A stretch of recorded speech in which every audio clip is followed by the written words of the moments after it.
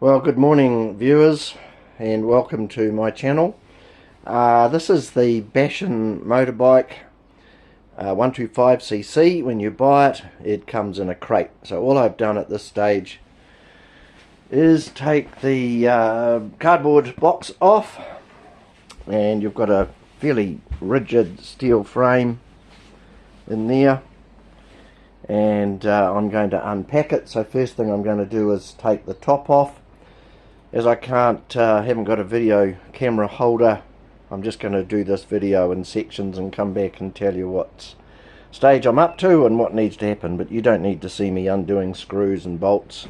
Basically it's bolted together by the looks of about a 10mm, maybe 12mm nuts into threaded parts on the other side. So I'll take the top off and come back to you.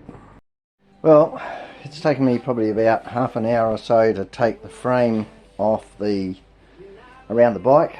It's one thing that impresses me is that the frame is very strong, and that sort of tells me that they've had a lot of thought and are not prepared to skimp on the packaging, etc. So any issues that I found, well, number one, the bolts are a 13mm, so you need a 13mm socket to undo those, and I've got most of them off, so they'll come in handy for some engineering jobs around. There's a pile of parts that are wrapped up in styrofoam type packaging. You can see there's quite a bit of that. There's nothing too hard about taking it off.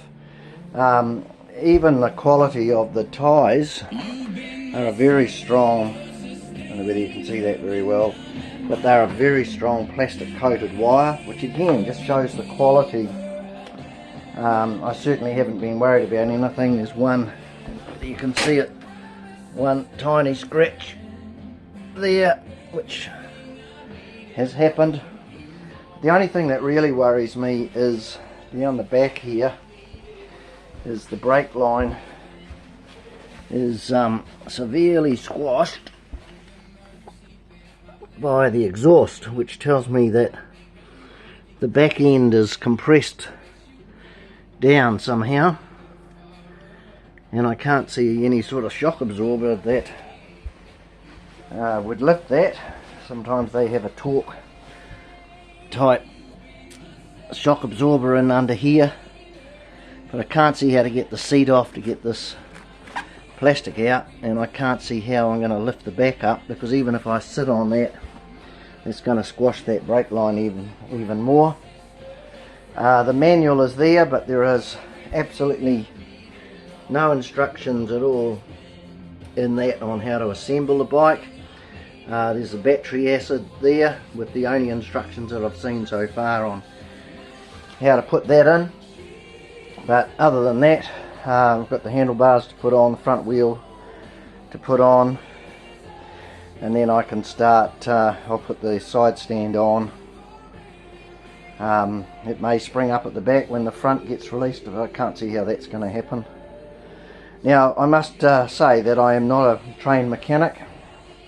I've ridden motorbikes all my life, and that's been riding for well over 50 years. This looks a very tidy bike. It looks very well constructed. I picked it up and travelled a couple of 100 kilometres in pouring rain over the last 2 days to pick it up. The box was saturated, but there wasn't a drop of water inside the bike. There's no rust showing anywhere. One thing I would say is they've put sellotape around the forks, and because they go through the seal there, I'm going to have to clean that off. You've got to watch that sort of thing, because even those little bits of sticky tape will cause the seal in here to break down quicker than what it should. There's a couple of little parts down here, I'm not quite sure where they go, and of course there's just nothing on YouTube, so that's why I'm doing this video, to help you guys and girls that are going to put these things together. So that's about probably half an hour, 45 minutes so far, and I'm not rushing, I'm taking my time. So we'll see where we go to in the next section. Okay, the first little dilemma I've had when fitting the handlebars, I'll come around this side here, is the throttle cable on this side is just hanging loose. This brake side and all of that is all fitted, but this side isn't, and you cannot position the handlebar to slide the throttle connection on. So I had to disconnect all of this, disconnect the cable.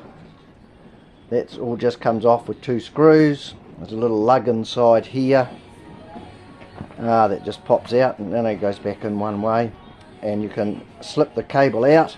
If anybody's ever worked on a throttle cable, clutch cables, things like that, you'll find those very simple, and it just slips back together, and then you can slide this on, tighten that up. It just needs to be tightened a bit more. Then I can position the handlebars. So there's the first little trick for today. So when it comes to fitting the starter button, which goes up here obviously next to the throttle, the 2 little zip ties are found in this plastic bag here with the reflector and a couple of other rubber mounts. It's not in with the nuts and bolts bag, which is all of these parts here. So it's almost like putting any machine back together. You don't want any nuts and bolts left over, so as you can see I've still got a wee way to go.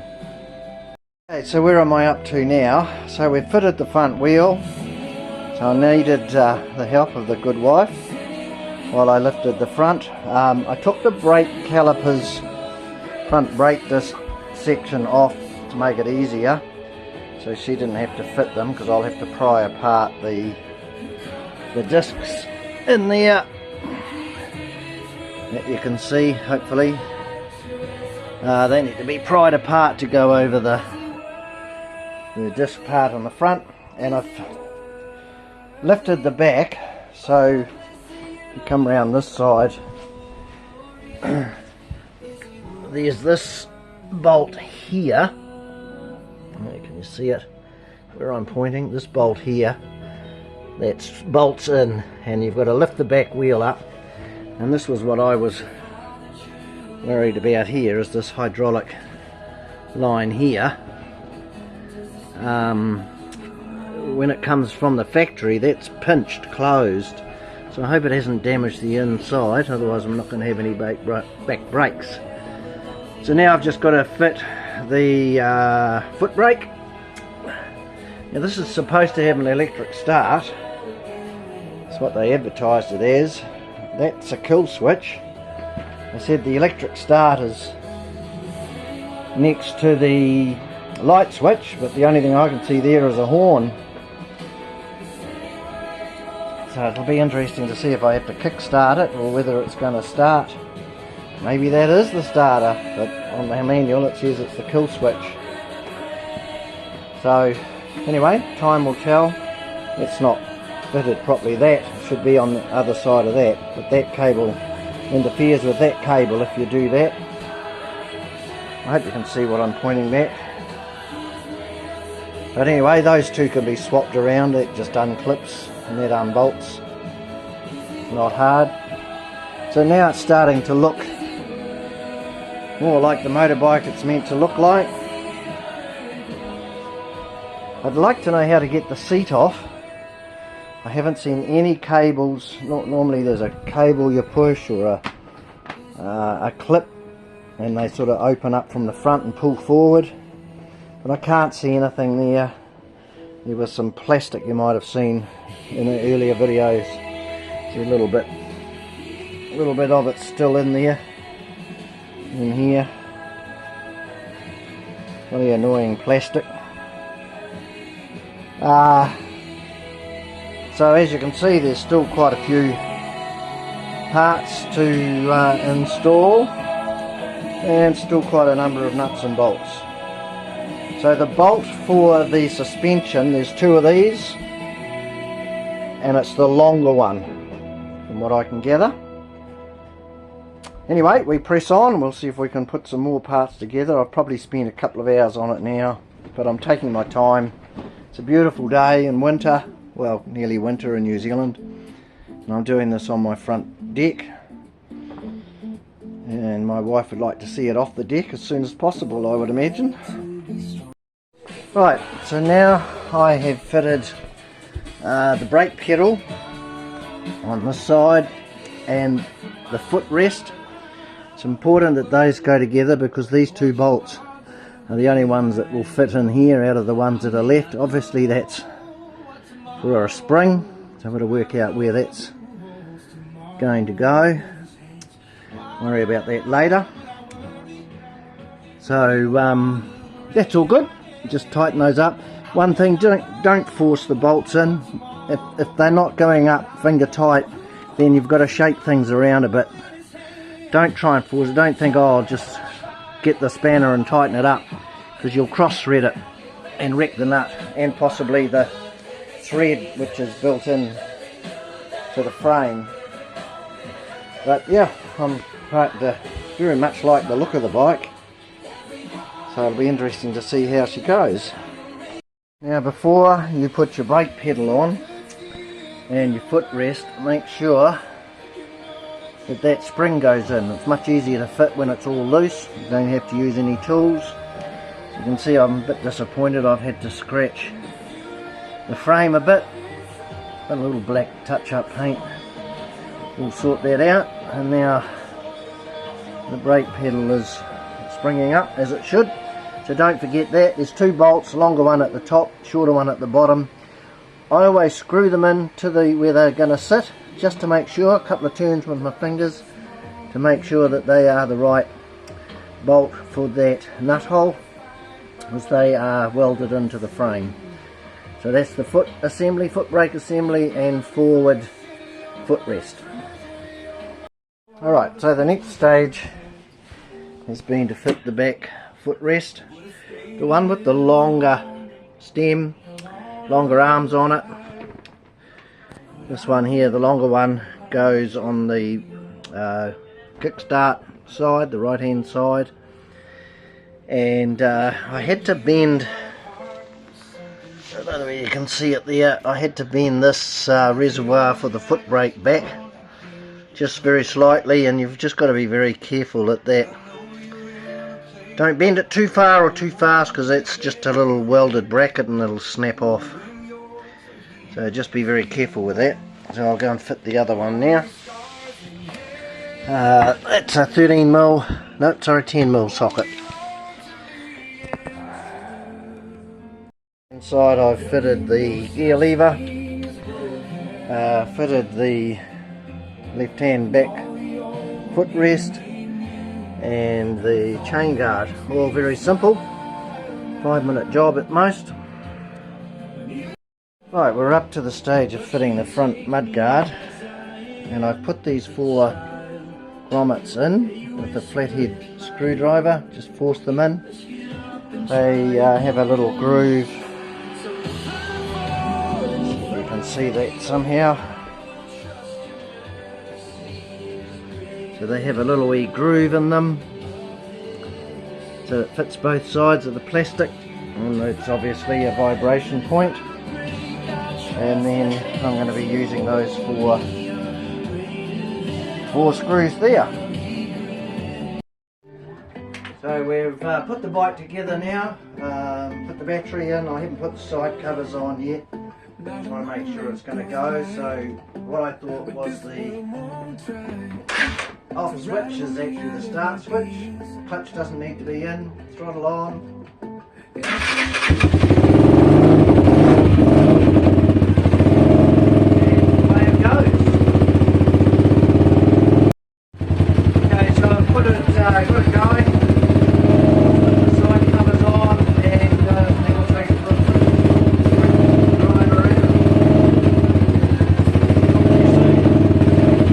Put the side cover on, and just a point to note that under here there's a little rod that sticks out with a hole in the back of this.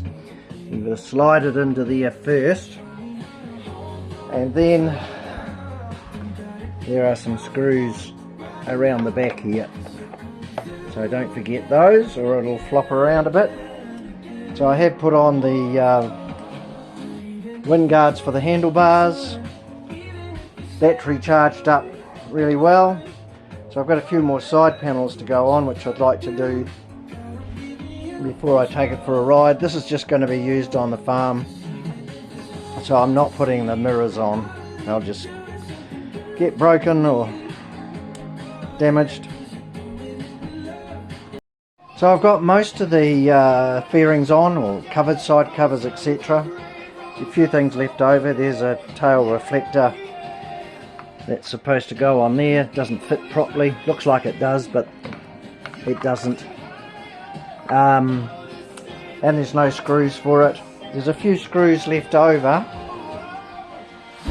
but nothing that I can use. So not a lot of stuff left over, but nothing there that I can use.